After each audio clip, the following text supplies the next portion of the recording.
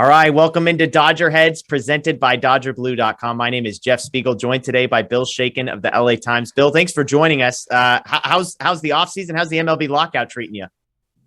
Well, the offseason just got a lot quieter. Yeah. Normally would be, as we talked today, the week of the winter meetings, and everybody would be gathered in an enormous hotel in Florida this year, but it bounces around from year to year.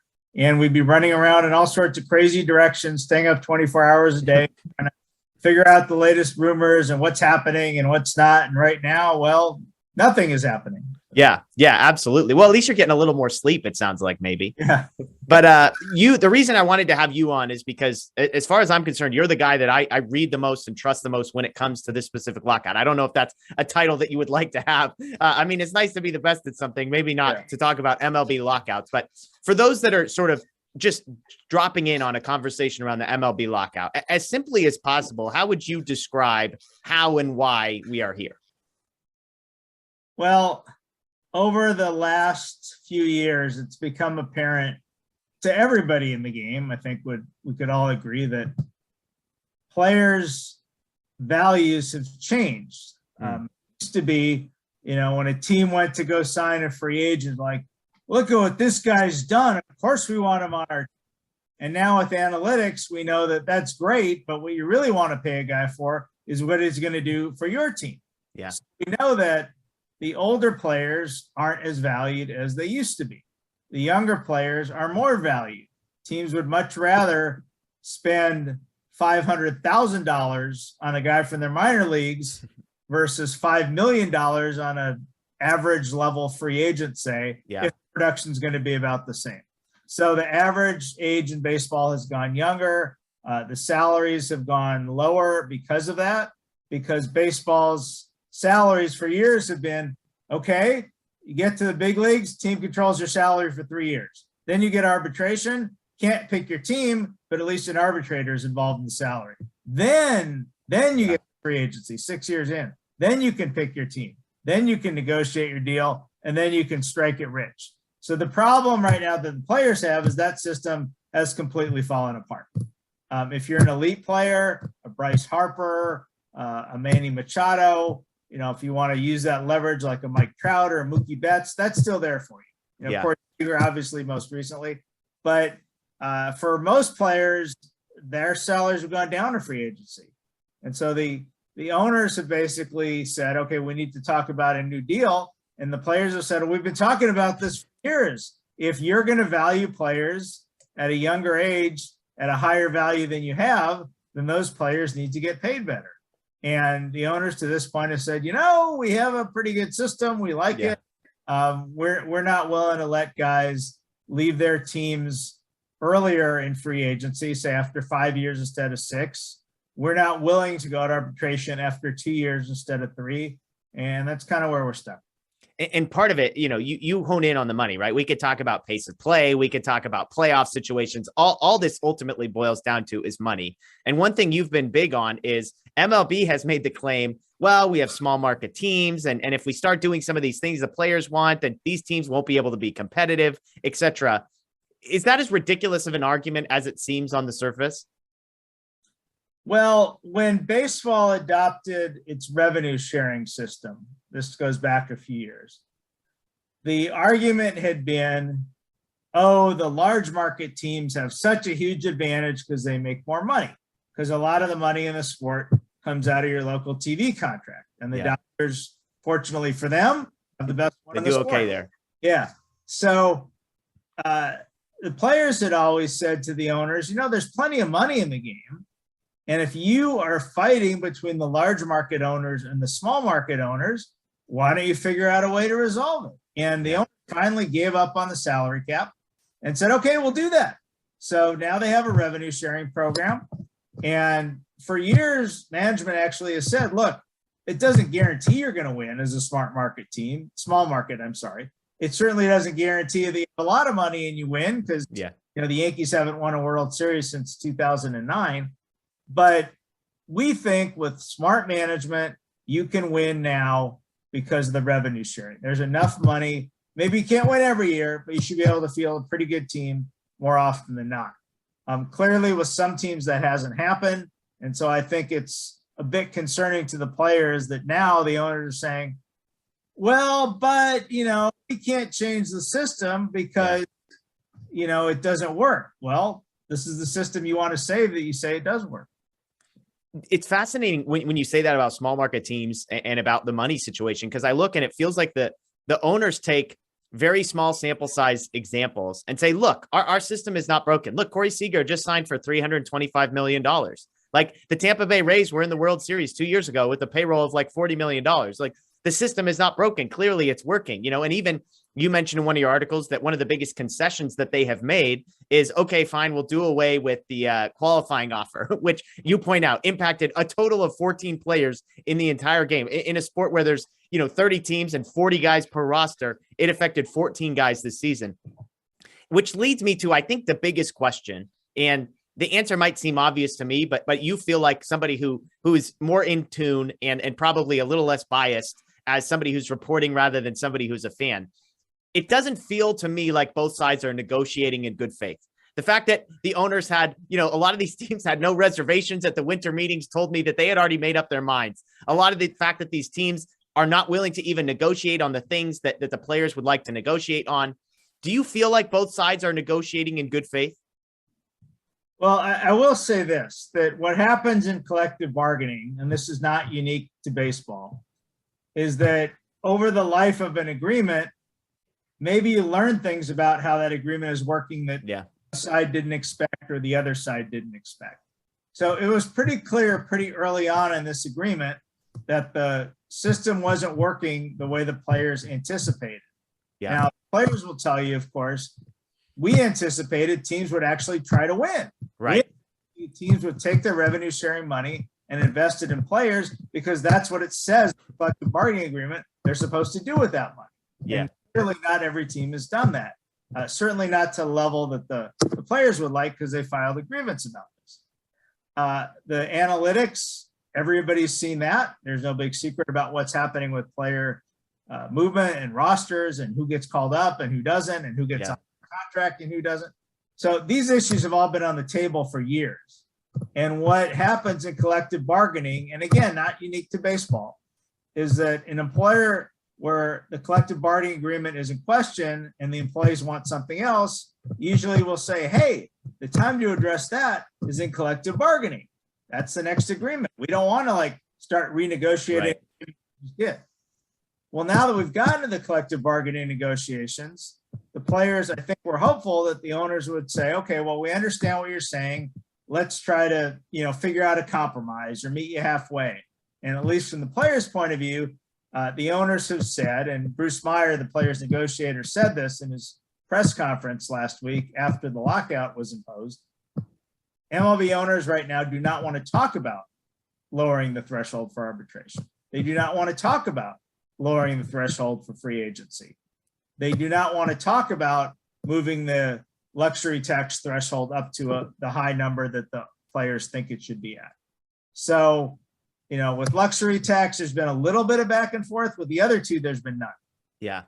And it feels like that's sort of the crux of it. Now, this was the quote that in one of your pieces sort of struck me.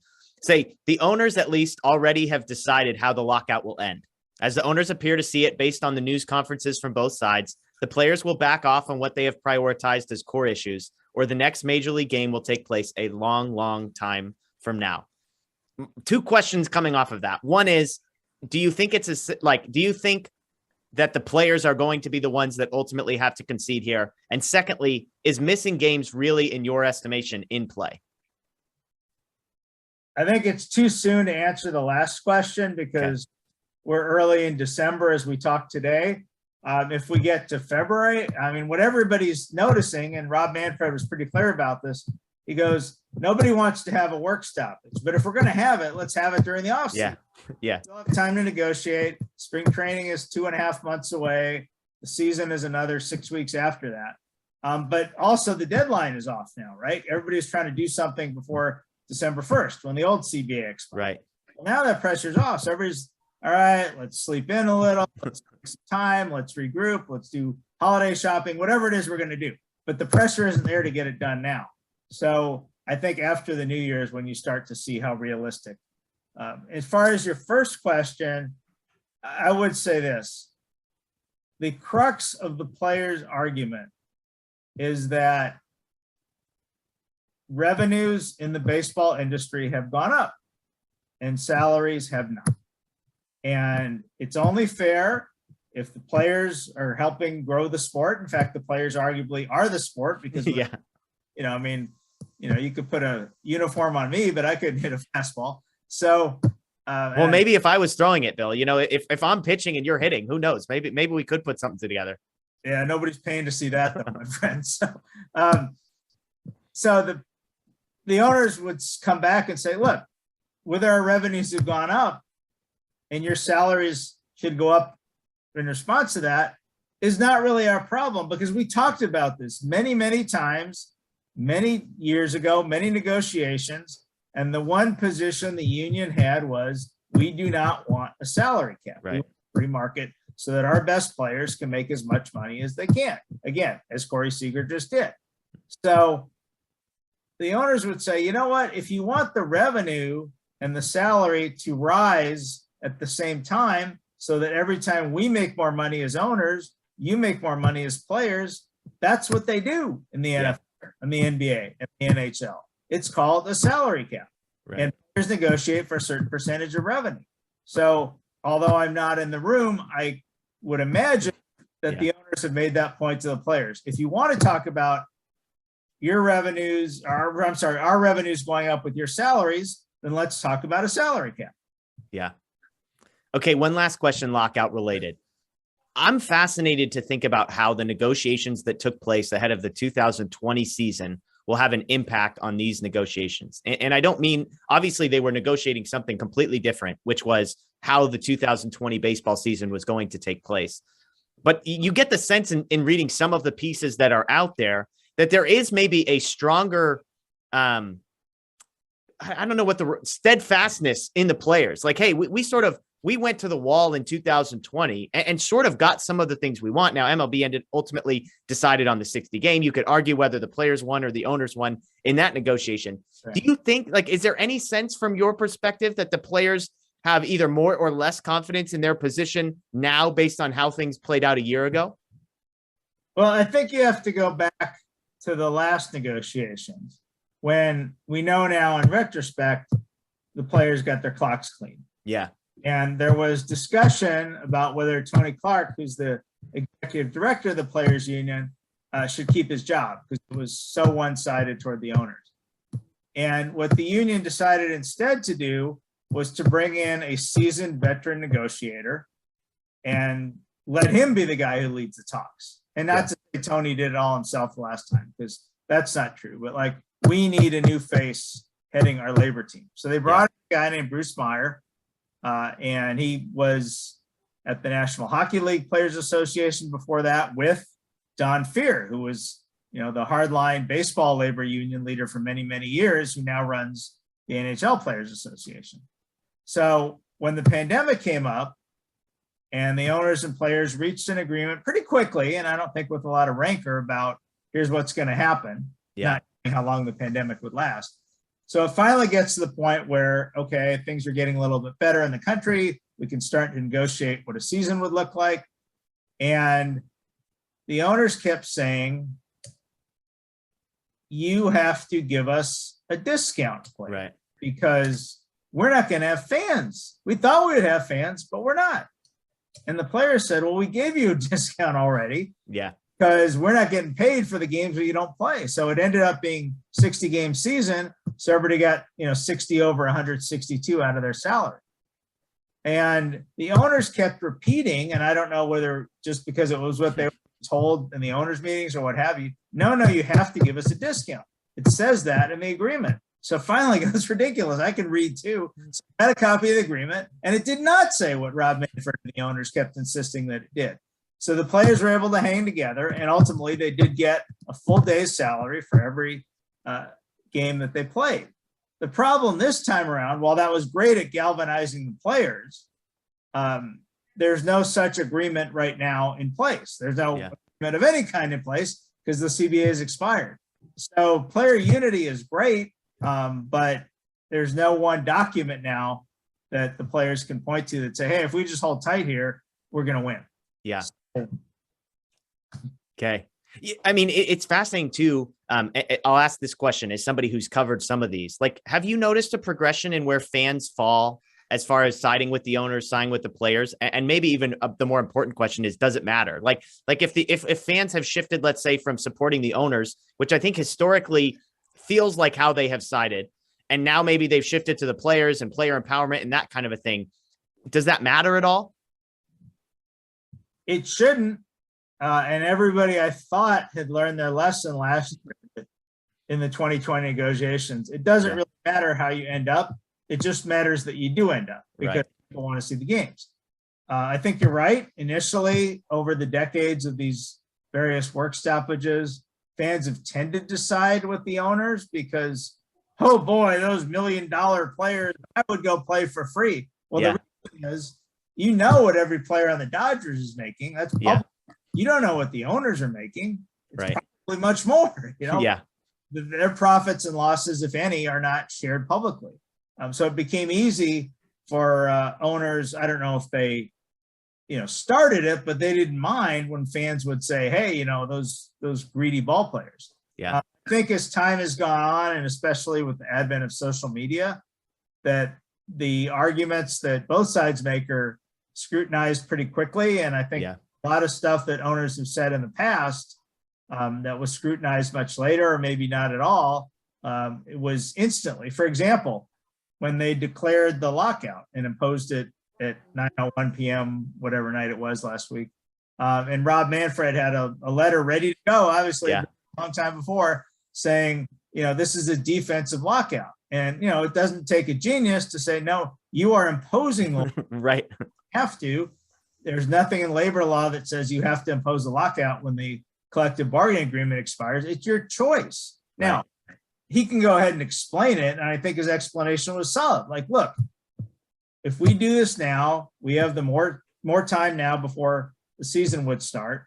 And instead of negotiating without any kind of deadline, let's put some pressure on this. And I think that'll help us get to an agreement, which I think is a perfectly fine argument to make. But to call it defensive was not true. And I think people saw that pretty quickly.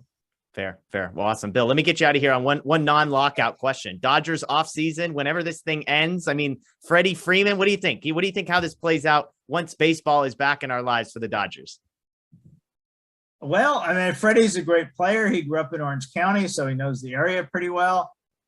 Is that what the Dodgers' biggest need is? I don't know. I went to the Dodger website before the lockout started and said, hey, I don't make sure I'm not forgetting anyone here. So let me click on your depth chart here on your website and see what it says for starting pitching.